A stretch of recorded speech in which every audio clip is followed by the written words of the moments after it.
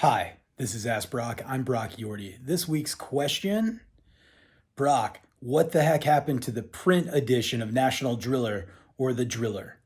Signed, the Waterwell Guys Facebook group. Hello, gentlemen. Hello, ladies. Many of us at Driller participate often on the platform with you guys, answering questions, laughing, enjoying the community. But you're right.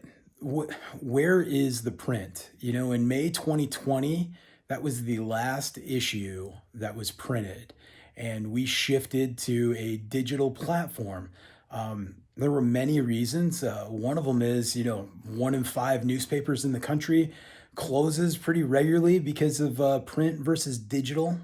If you think about that from our industry standpoint, consider the amount of Peterbilt trucks or electronic pieces that we need for VFDs that are built, that those facilities build what we use in a year and a month. And then, they have much bigger industries to cover. And we are an excellent industry that is very specialized, and there's not a better industry to be part of. But, pivoting and being smart to be able to do another, 25, 30, 40 years takes vision.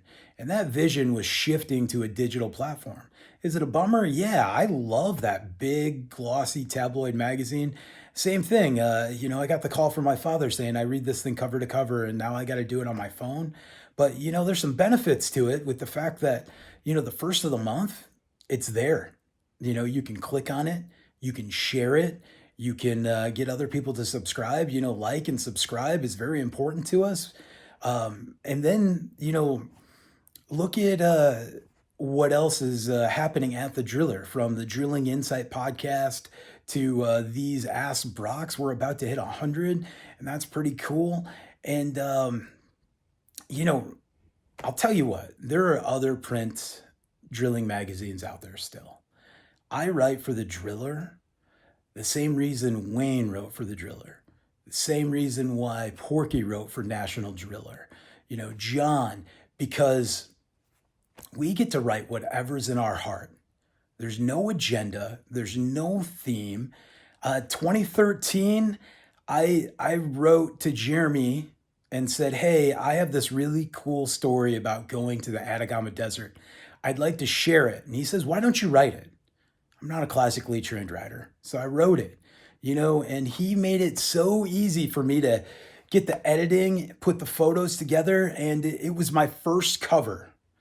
And we jumped from there from 2013 to today, and every article, it's the same with Wayne, the same with one of my best friends in the universe, Dave Bowers. We write because we get to submit what's relevant to us, what's important to us, what we want you to have. And that is the core of the Driller, is it's for you. So if you have a story, get a hold of Jeremy, get a hold of me, and we can create that story, or you can write that story. You can provide those photos. It's a different platform, and we don't have the pages in hand, but only 2 out of 10 Americans right now prefer print over digital from a, polling standpoint. And if you don't like those polls, then you have to jump online, not on print, but online, and give that feedback. But for me, I love being part of Driller. I know my colleagues love being part of Driller, and that's why we participate with you on social media and we share things. Just last week, I had a gentleman call me from my drilling foam article and say, I need help with foam cleanup. And so I answer the phone and I say, yes, sir.